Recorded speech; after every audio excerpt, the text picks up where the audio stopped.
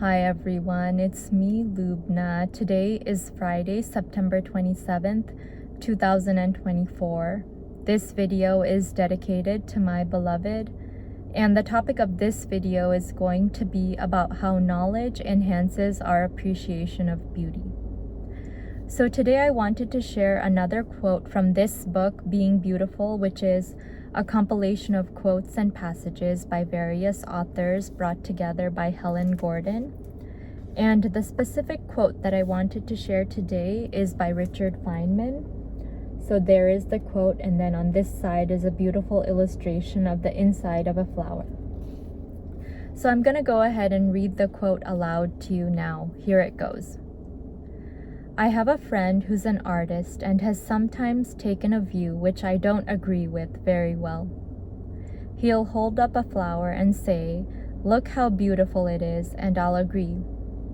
Then he says, I as an artist can see how beautiful this is, but you as a scientist take this all apart and it becomes a dull thing. And I think that he's kind of nutty.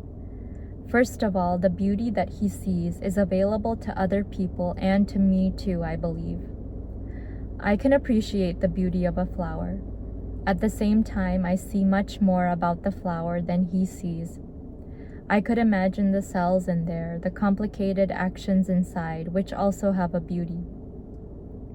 I mean, it's not just beauty at this dimension, at 1 centimeter. There's also beauty at smaller dimensions, the inner structure, also the processes. The fact that the colors in the flower evolved in order to attract insects to pollinate it is interesting. It means that insects can see the color. It adds a question: does this aesthetic sense also exist in the lower forms? Why is it aesthetic? All kinds of interesting questions which the science knowledge only adds to the excitement, the mystery, and the awe of a flower. It only adds. I don't understand how it subtracts.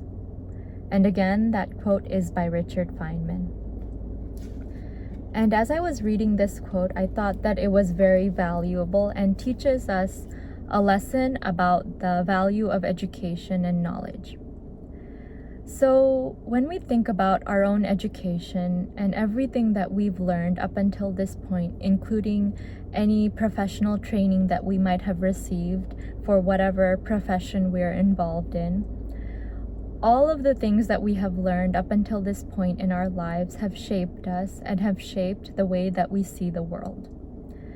And if you're specialized in a certain area, let's say neuroscience or medicine in general, or psychiatry or law or philosophy or art, everything you do day by day will be influenced by your knowledge of that particular subject. And in this quote, Richard Feynman is a scientist. So he says that when he looks at a flower, as opposed to just seeing the visible beauty that just an artist might see, he sees more into the scientific aspects of the flower that are not visible to the naked eye. And because of that, he has a much more nuanced understanding of the flower and an understanding of the inner beauty of the flower, the scientific beauty of the flower, not just the visible beauty of the flower. So everyone's perception, each person's perception of a certain object, whether in nature or some material object, will be different, will be unique based on that person's unique education and experiences. And I think that acquiring knowledge through books and also through taking classes or getting an advanced degree helps us to cultivate a deeper understanding and appreciation of the beauty of things. Like, for instance, for me, I have an undergraduate degree from Columbia University, specifically from Columbia College, where our core curriculum was based in the humanities. So I had to read a lot of classic philosophy and classic literature and learn about classical art, which all gave me a basic knowledge of like classical works that has influenced the way that I see the world and the way that I interact with people now, even until now. And then I have a master's in public health from the University of Southern California. So I see the implications of public health everywhere I look and everywhere I go. And then I also did 3 years of osteopathic medical school. So obviously that was a huge thing. And now every time I look at another person, I see all of the processes going on inside of that human being's body, because I learned so much about that in medical school. And you might have a degree in law or a degree in business, or you might have a background in some other trade or skill that has shaped the way that you see the world and the way that you see other people and objects in nature.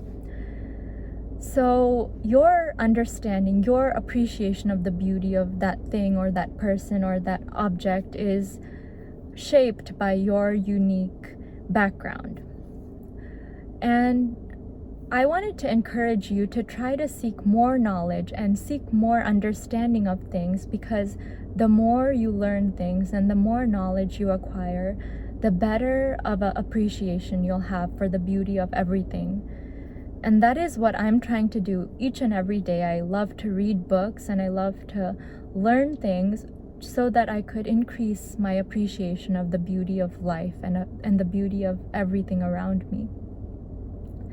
So with that, I wanted to encourage you to amass more knowledge, and the right type of knowledge that will enhance your appreciation of humanity and of the natural world. And in particular, such understanding and such knowledge can be found in timeless literature, timeless philosophy, and a lot of classical works. Modern works are a little bit more iffy, but classical works and timeless works are the way to go. And I assure you that the more knowledge you amass and the more you learn, the better of an appreciation you'll get for the beauty of the things around you. And ultimately, the more you appreciate the beauty of life around you, the more fulfilled you'll be on the inside, and the more you'll feel like your life has meaning. So with that, I truly hope that my video today has inspired you and that you've gained a valuable lesson from it. And I'd like to wish you a wonderful day, afternoon, evening, or whatever it is, wherever you are in the world.